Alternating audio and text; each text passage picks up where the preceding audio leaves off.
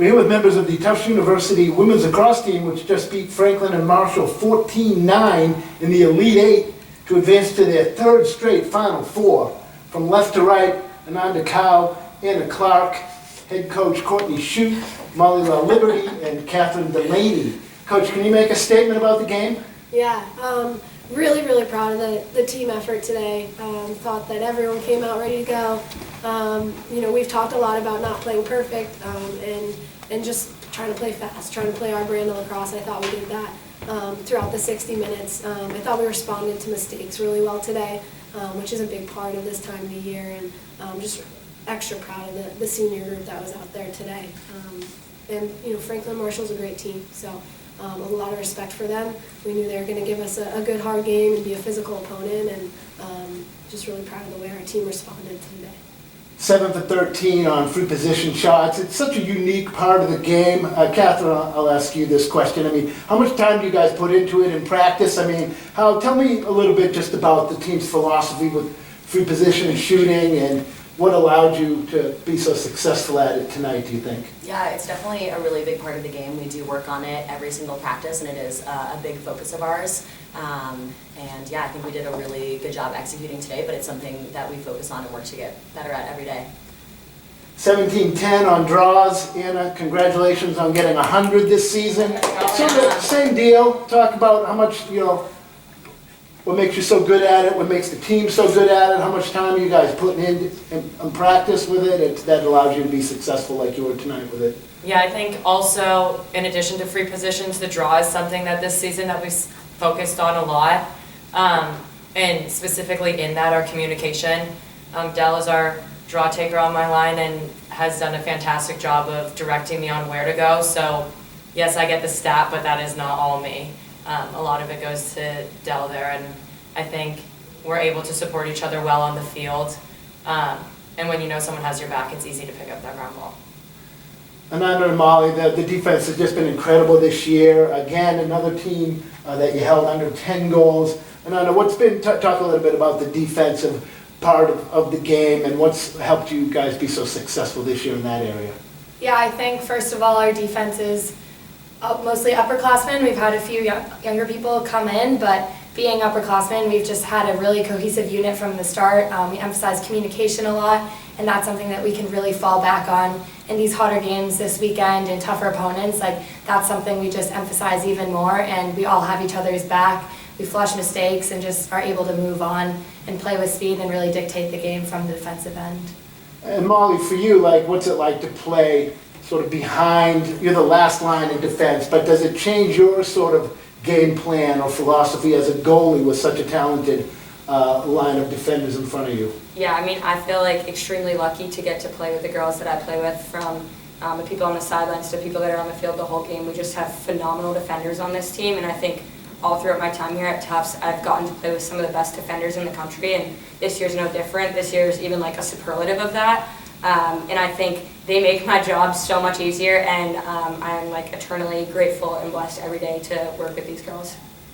So we all know Bello can be difficult, but that was a different kind of difficult. Catherine, what was it like out there in that last part of the game with the wind really whipping? Oh my gosh, we knew that was going to be our last game on Bello regardless of the outcome today. So, but I don't think any of us were expecting like a lightning sandstorm to be our last experience there, but wouldn't have it any other way. I think we left it all out there on the field, and regardless of the weather, we really played our hearts out. Let's talk a little bit about the season. Had an opening loss at Colby, good Colby team. I thought Middlebury kind of came here and beat us pretty decently, 14-7 I think it was, but then overtime loss to Amherst. And what was to everybody really, what do you think was a turning point that sort of has led to this? I think it's a 10-game winning streak now, maybe more, through the postseason, winning NESCACs, beating Middlebury. Was there a turning point?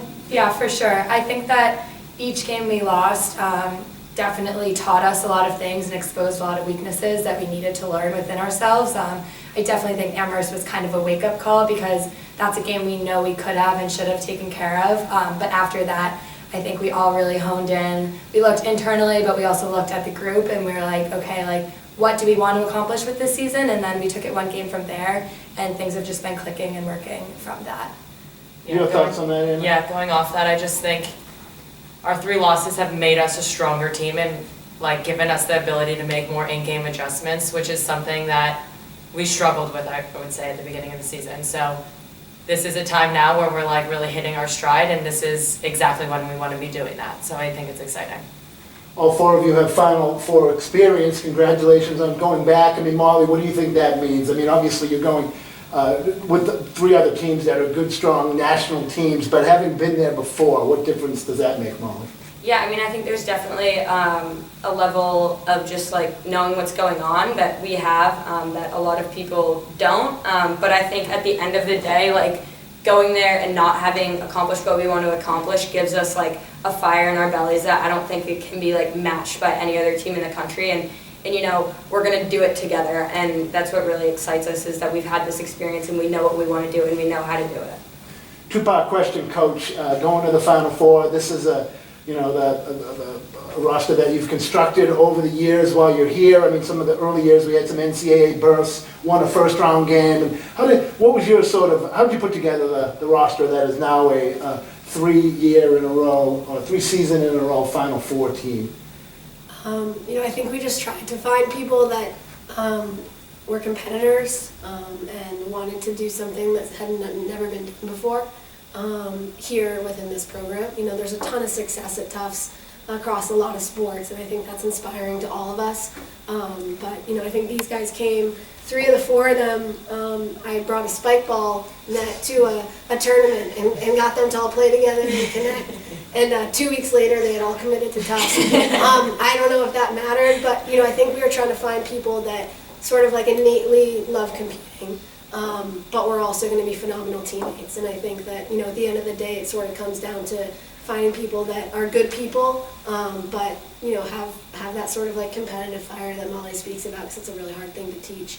And then from there, just sort of like teaching people how we do things and building the brand out from that. And I think that's been something that we've done really well throughout this season, and we've learned from the games that we didn't take care of. We sort of figured out like what wasn't Tufts lacrosse about that, and how can we make that more sort of how we do things. In part 2, the first time you made it to the Final Four, lost that game. Next time you made it to the championship game, lost that game. How do you take that next step, like, and win the national championship? Like, what do you think needs to happen? Well, Sweens, that's what we'll be figuring out this week. I don't have a crystal ball, but I know that this group's capable of that, and I think they love each other. This team's been through really an unimaginable year in a lot of ways, but the way that they have grown and come together and just loved each other through both really hard and really amazing things, I think we're just happy to have another week together. And I think no doubt we have a shot to be the last one standing. Any players have thoughts on that? Like, what's the key going into this week? What's the next week look like for the team, before you leave, and then the travel, and then the games? What's the next week look like? Molly? Sure, yeah, I think it's just about playing our game. We joke around that we're just trying to collect all the trophies. But really it's just about going out there and having fun together, playing Tufts lacrosse, trusting the work we put in, trusting the preparation, trusting our coaching staff, and going out there and doing it with love for each other. And I think, every team out there can say that, and it's about who goes out there and does it. So, fingers crossed that's us. Anna, do you know anything about TCNJ? It seemed a little surprising they beat Salisbury, I thought. Do you guys know anything about TCNJ? We know them as a program. We played them in the Elite 8, I think it was, our freshman year and our junior year. So it's exciting to meet them again, this time in a different round, but still, we have the same goal. Amanda, what's it mean to play at home? You guys went on the road and beat Middlebury in the NESCAC championship game. Is there a difference playing at home as compared to on the road, or do you guys feel like you're the same team no matter where you play? I think we can take care of business no matter where we play, but there is something special about being at home. We get to have our families here, we get to have our lockers, sleep in our own beds, use our facilities, a lot of friendly faces around. So I think there's definitely something special about that. And I feel really lucky to have known that that was the last possible game that we could have played on Bello and to have taken care of that. And lastly, Catherine, I'll ask you to just sort of talk about the journey you've had with the group here and the other seniors leading to this point.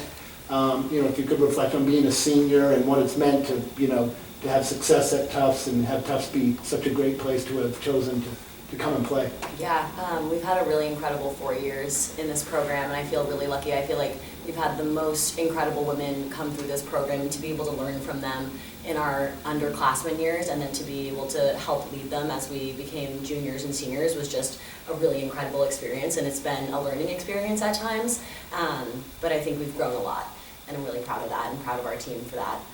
Yeah, and hopefully we have an exciting week ahead of us. All right. Well, thank you very much, and congratulations on the win. Thank you. Thanks.